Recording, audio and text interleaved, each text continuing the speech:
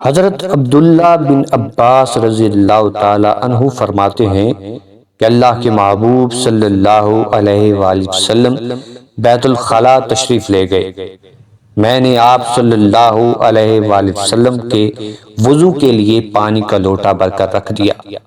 اللہ کے محبوب صلی اللہ علیہ وآلہ وسلم باہر تشریف لائے تو پوچھا یہ کس نے بھرا ہے؟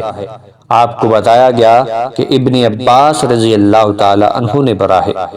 اللہ کے محبوب صلی اللہ علیہ وآلہ وسلم نے فرمایا اے اللہ اسے اس کائنات کا سب سے بڑا عالم بنا دے۔ اس حدیث پاک سے معلوم ہوتا ہے کہ حضرت ابن عباس ترجمان القرآن، حبر الامہ اور فقیہ الامہ کیسے بنے؟ تو شاید یہی جواب ہوتا ہوگا کہ کسی کتاب کے پڑھنے سے نہیں بلکہ اللہ کے محبوب صلی اللہ علیہ وآلہ وسلم کے لیے پانی کے لوٹے بھرتے بھرتے فقیہ الامت بن گئے۔